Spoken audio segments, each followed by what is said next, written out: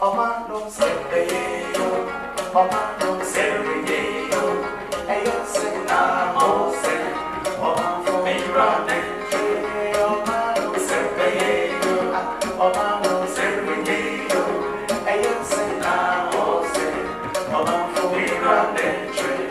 want to start off by inviting a man who's been minister of many portfolios. He's been finance, he's been education, he's been senior minister, he's now the senior presidential advisor, and for this program is the Ghana OGP chair, which is the Ghana Open Government Partnership. Ladies and gentlemen, please help me welcome the Honorable Engineer Yao Osafo Mafo to bring the opening remarks for the BO Disclosure Conference 2022. I deem it a great pleasure to welcome you all to this conference on beneficial ownership disclosure in Ghana under the Open Government Partnership, popularly called OGP initiative. The theme for this conference is taking stock of progress made and challenges to government's effort at reducing corruption and improving domestic revenue mobilization. The OGP is a multi-stakeholder initiative that requires state civil society collaboration, which finds expression in its governance arrangements. At the global level, OGP is governed by a steering committee comprising reps of government and civil society organizations. This same structure is replicated in all OGP implementing countries such as Ghana.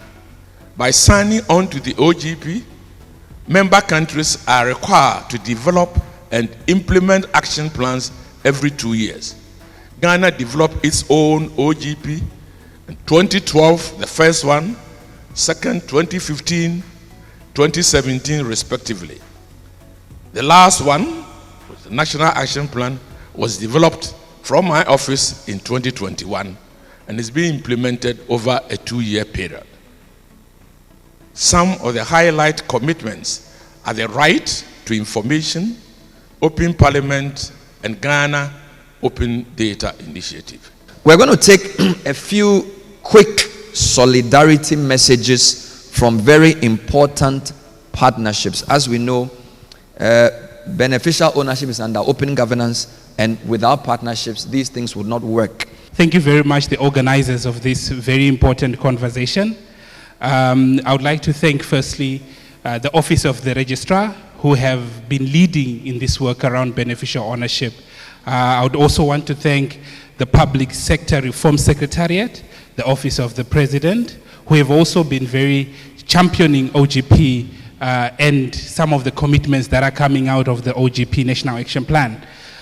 I think we at the OGP are definitely pleased, and we are encouraged by conversations like this today, because this is what the OGP was created for, to create space for government, civil society, the private sector to come together to discuss some of the critical issues that countries are facing, like corruption, like development, like trade, across how do we open up government for government and civil society and private sector to begin to think together how we can make the country better. It's an opportunity for us as stakeholders to think of how do we make government serve citizens better. It has been a long journey from 2011 when Ghana signed on to the Open Government Partnership Initiative, following its launch by President Obama in that year at the United Nations General Assembly meeting. From an initial membership of 8 governments, the OGP has grown into a formidable global coalition of 78 governments and hundreds of civil society organizations. Looking back and recounting the contribution of the global initiative to good governance in terms of concrete commitment from governments to promote transparency, enhance citizens' participation, promote accountability, and adopt new technologies for improving citizens' access to public goods and services, we can only say that the decision to sign on to the initiative has been worthwhile. I'm particularly excited by this initiative, which contributes to financing the Sustainable Development Goals. In 2020, there was an SDG costings report, which estimates that the gap is somewhere between 42 and 53 billion US dollars a year between now and 2030. That report identifies 3 key recommendations upon which this important subject hinges.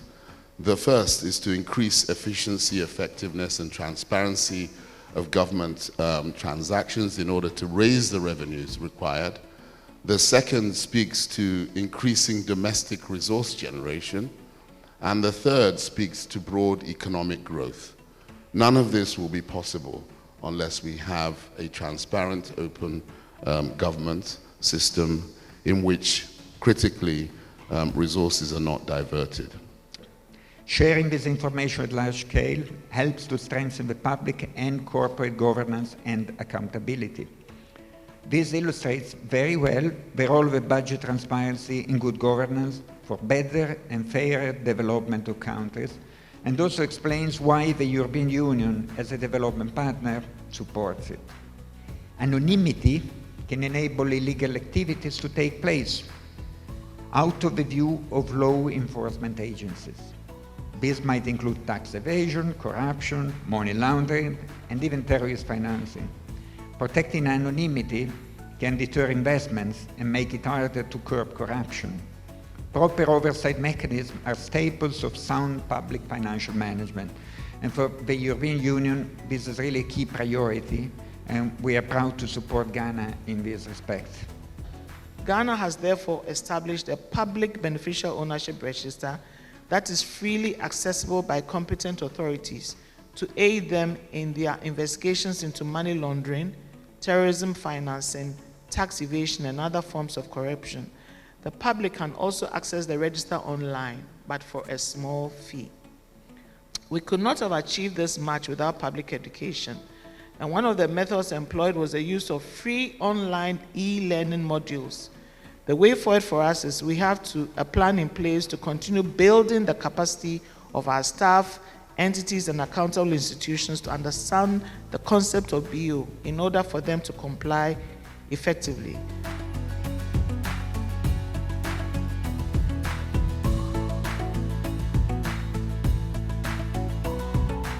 My question has to do with the fee payments for the BO in order to access information.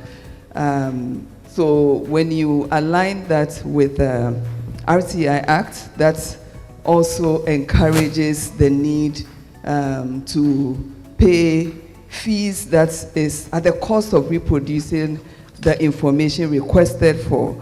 How do we then term this if I am requesting a BO information and I have to pay, even though Madam Owari said it's a modest fee?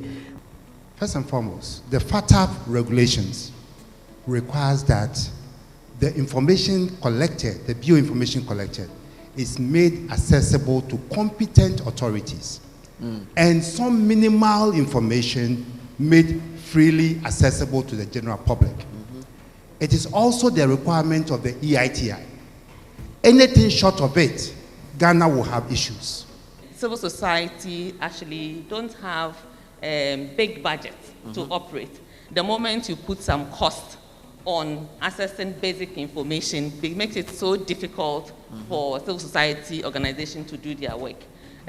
We actually complement government work, and if we want to address issues of corruption and expand the revenue stream in the country, we need to ensure that we have many more institutions providing oversight in the sector. And so basic information on beneficial owners should be made, free and accessible. No cost. We shouldn't place any cost on this. In the UK, to avoid those charges, the best practice was that they put the charge on the company filing.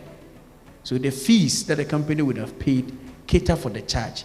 But then there is a need for a deeper analysis of how that can happen in Ghana, because then you need to know how many searches are made every year versus how many companies are registered a year.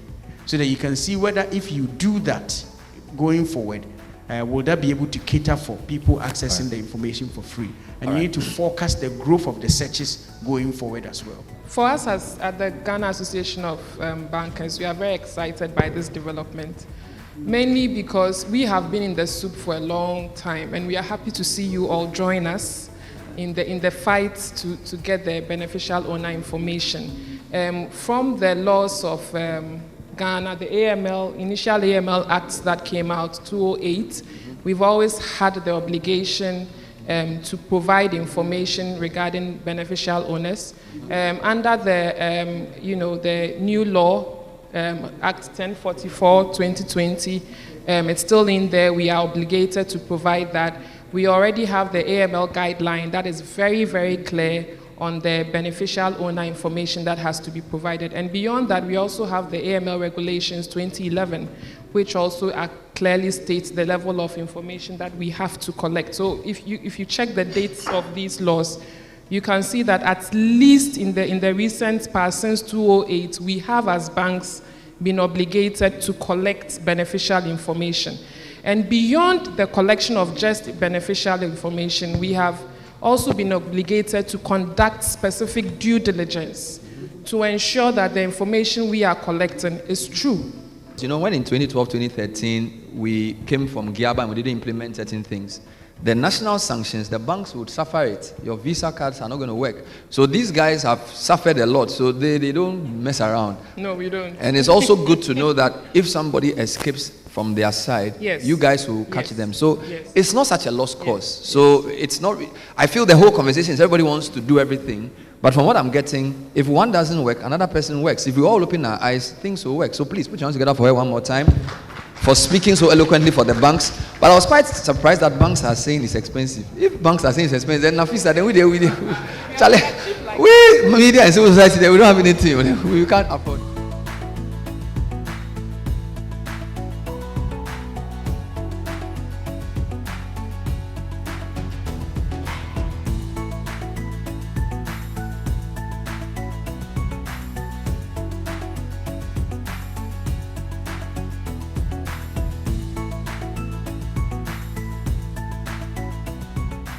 So as a chamber, we use the BO in two ways. One, as an entity that reports. So all of our mining companies that belong to the chamber will report because it's required under the Companies Act.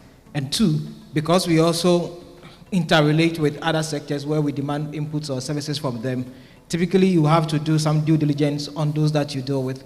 So it gives you the opportunity also to check on these entities that you engage within your supply chain. So those are the two levels at which we have used it. And the Ghana National Chamber of Commerce and Industry supports the BO because the BO comes in to augment the procurement laws and the local content bill, which provides us a fair playing grounds for business.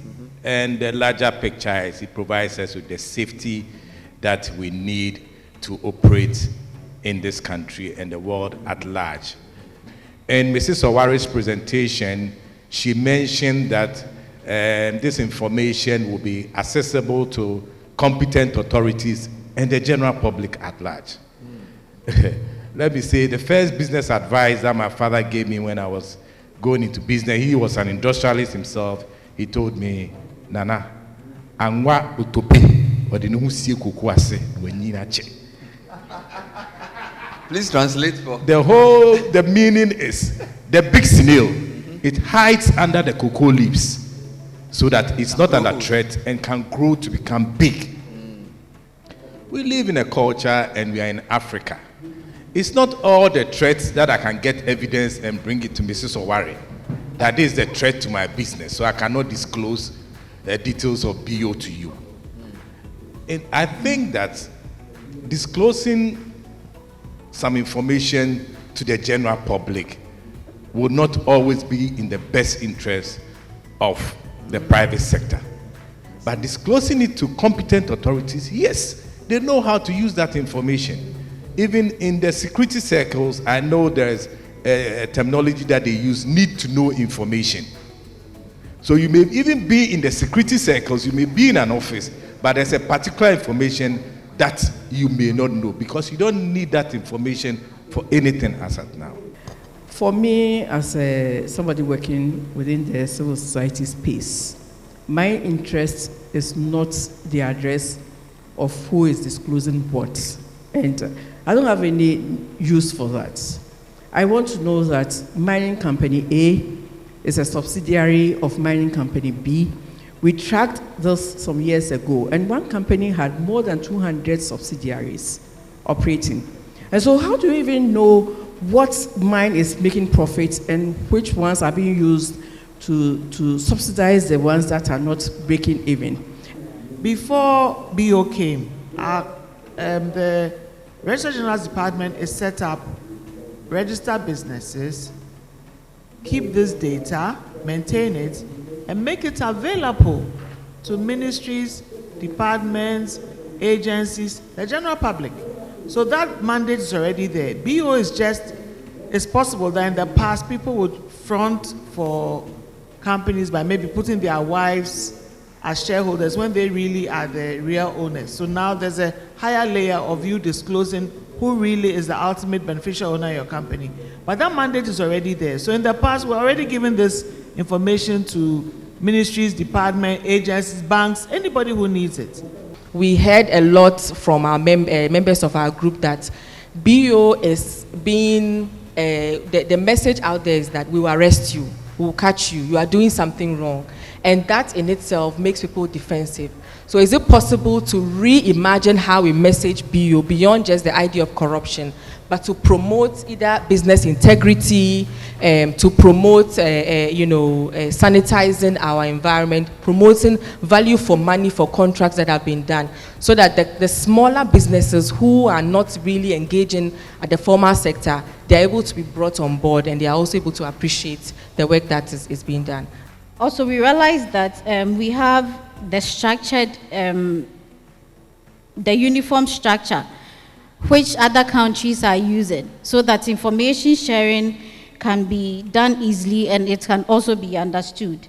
And then we also realized that ORC, we are able to generate the BO information in different formats. So currently we can generate our information in the PDF and the CSV format. So in terms of the proposals that we made, first, we said that we should have a standardized information disclosure system. And once we have a standard, like I mentioned, then across board, everybody is collecting the same set of information so that you can have an interaction between various systems. If I go to the Registrar General to go and apply to open a business, whatever information I supply, if they want to verify from GRA, it becomes easy. Whether at the point of doing a new registration or renewing your registration, the system should be the same so that whatever information you are trying to cross-check will be easy. The banks can also do the same if they go into a GRA system or they go into the Registrar General system.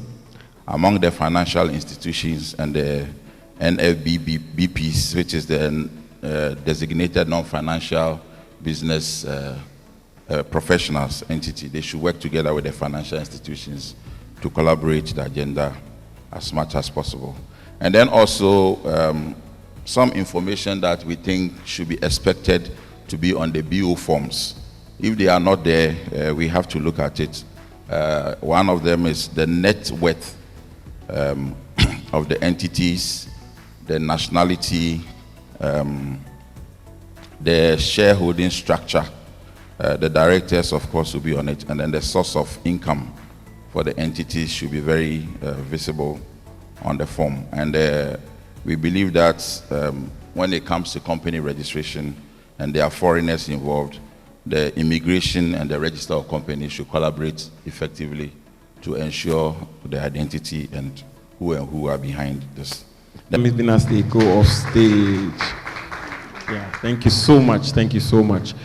Ladies and gentlemen, it's been a long and winding day, and at this point, I'm sure some of us have forgotten some of the things that has been discussed. The woman I'm about to introduce is going to help us recollect the key issues as we leave this very important conference. So let's welcome Dr. Esther Ofe-Aboagye, the rapporteur, to share with us the highlights for this conference. The senior advisor to the president, I want to stand on the protocols that have been used throughout the day. We have focused on the theme, taking stock of progress made and challenges to government's efforts at reducing corruption and improving domestic revenue mobilization. The objectives that we've tried to engage ourselves with include reviewing the progress made by Ghana in its BO implementation, identifying the key challenges, making recommendations to address these, promoting coordination and collaboration, documenting feedback and concerns of stakeholders.